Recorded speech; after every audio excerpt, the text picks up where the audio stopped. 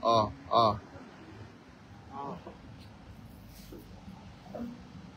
Oh, yan. Oh. Si Attorney Trixie is there. Crisette is also there. Wag dyan! Wag dyan! Doon. Ayaw dito lagi. Kaya nga eh. Umampa ka pa talaga, ha? Ayaw taon. Support Alvin and Teresa. Next naman, ito naman. Maayong hapon sa tanan diha. Please support Sir Alvin and Teresa. Next naman. Subscribe po oy. Maulaw po ta. Di ba? Oo, dapat. I-support. Follow and subscribe Alvin and Teresa. Thank you very much. No. Masok siya, akala niya yata siya talaga. Kaya nga eh. Hala? Sige lang, okay lang. Uy, di, uy. Ihi lang. Oh, portaless.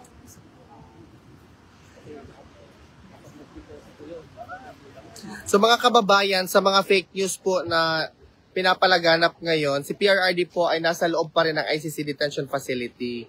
Ang latest update po kay PRRD, ma'am, sir, is that the Office of the Prosecutor submitted their formal documentation doon sa mga charges against kay PRRD. But that's already been known even before. Kaya nga si PRRD ay nandito, di ba? Kasi sinurrender siya ng mga kababayan nating ganit sa kapangyarihan.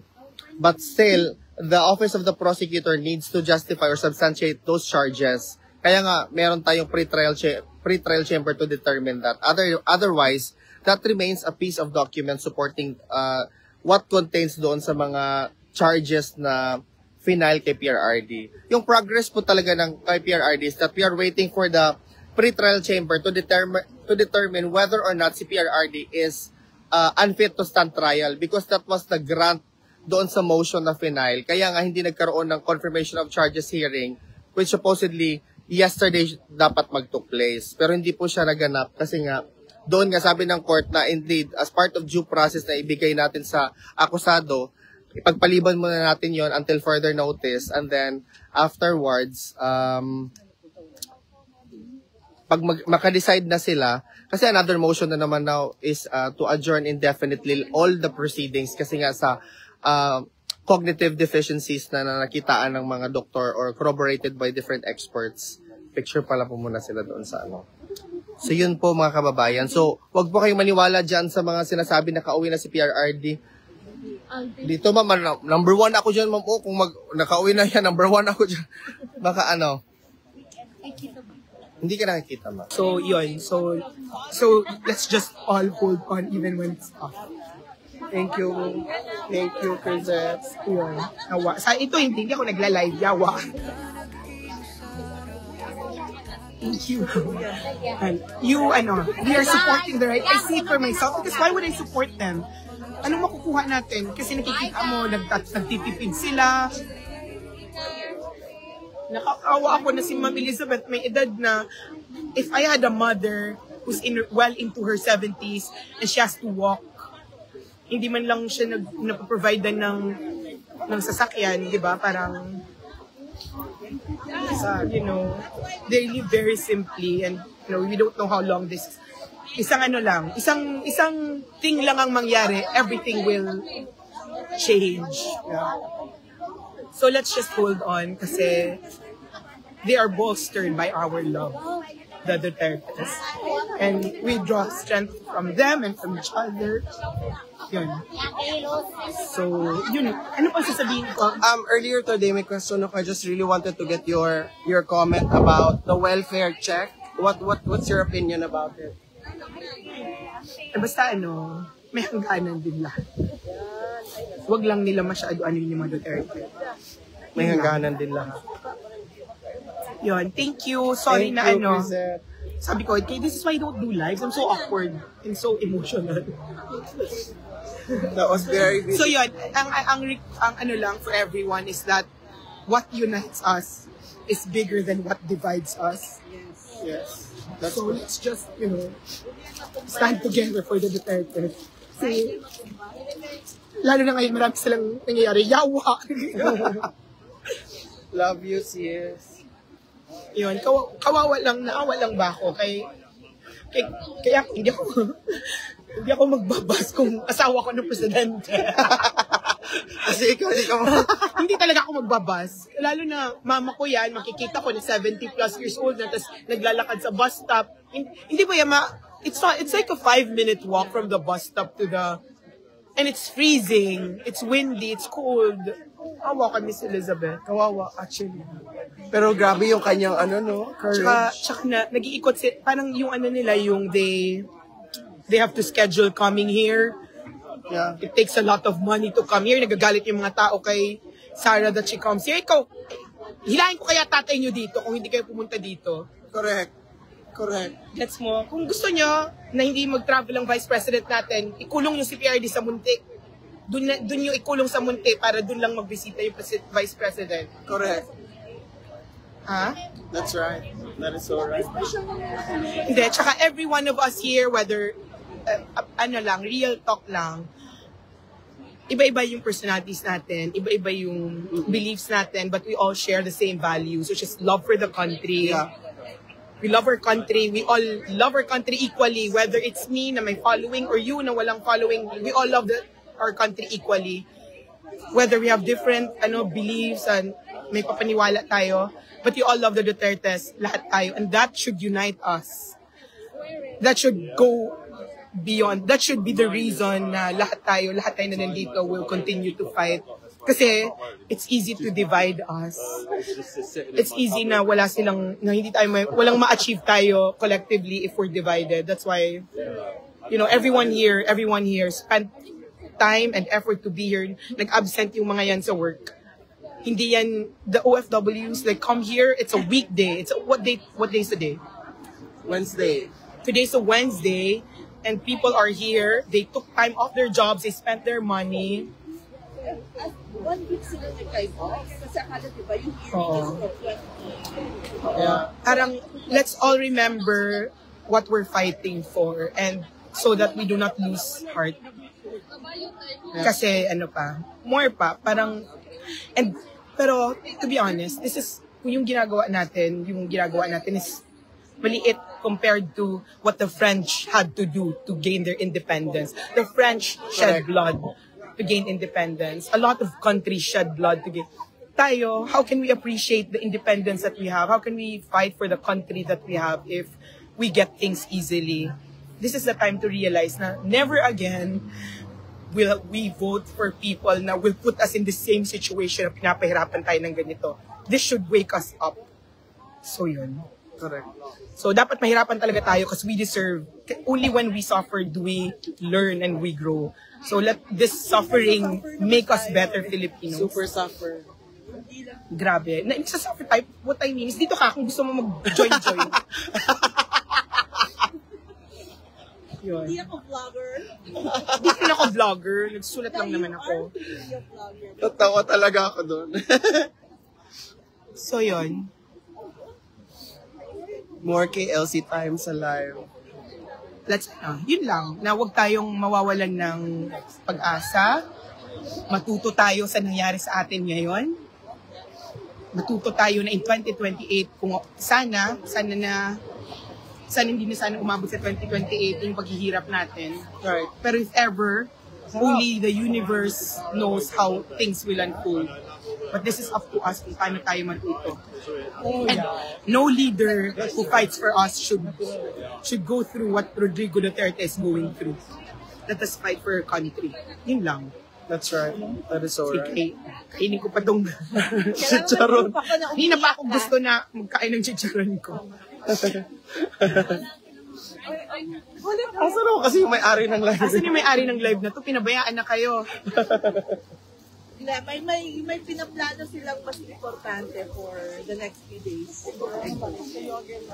Ayun. That's all. Okay na ako, Pao? Kami ng tao. Kasi dahil yan kay Francis.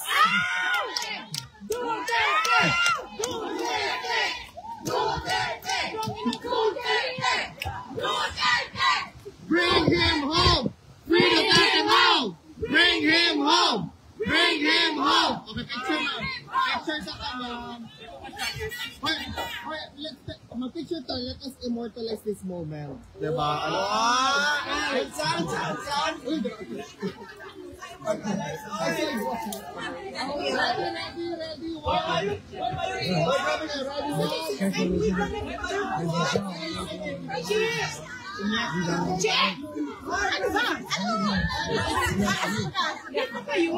Dito kayo, madami tayo.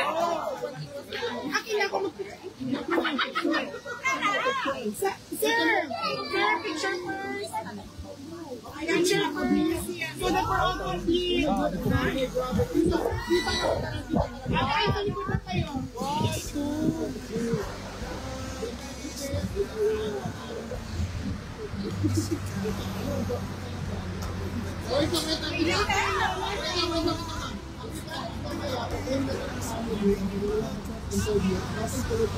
Nothing about PRRD. Tapos wala na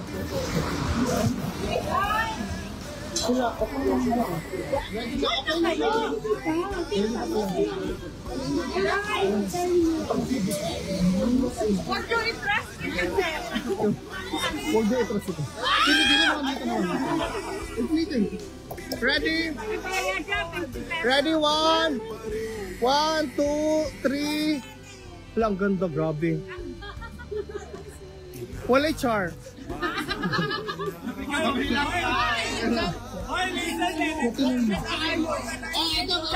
Wait, bring him home na. Bring him home. Ready? 1, 2, 3. Bring him home. Free Duterte now.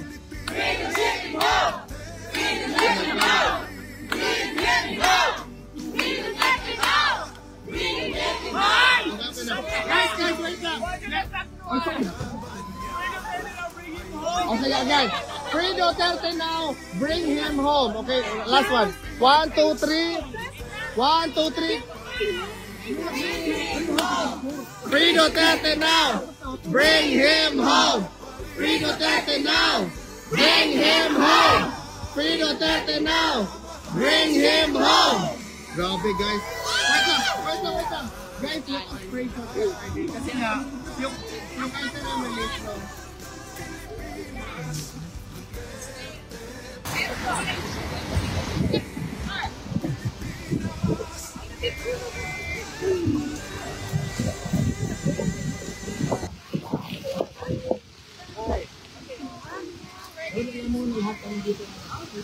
Si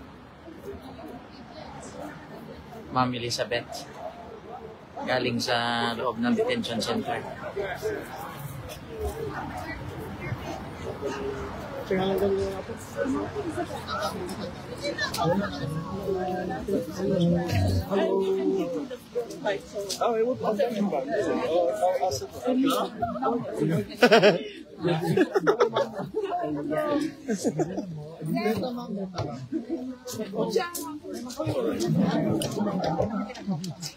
Hello, sorry.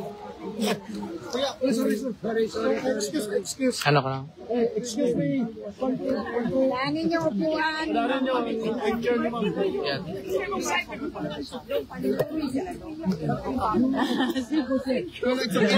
He insists daw, tita. No, she doesn't want. No. Sir. She doesn't want. So, dili pwede mo. Okay. Because na, Just in case, sige. just in case lang. Come over here. Excuse me po, sorry. Ay, sorry ma'am. Dili ka man dito ka ate. If you have questions but nothing political. It helps to be sure. Hi, Belle, Ma'am Beth. How are you? How's the visit? It's a bit sad for me here to it's our last visit. Hopefully, the next time we see each other is better circumstances. Yeah. Manifesting. The question of her name? Does he look well? Yes. He's very well, very alive. Okay, good. That's That's all we need. Thank you. Ma'am Elizabeth, Ma'am Isabel, is there something na perhaps allowed for you to share to us? Maybe a message from him, if it's possible. I think from From my family. For your family, okay. From my family. Of course, yeah. Yeah. We are very grateful for your support, sacrifices, and love, especially to be here with us.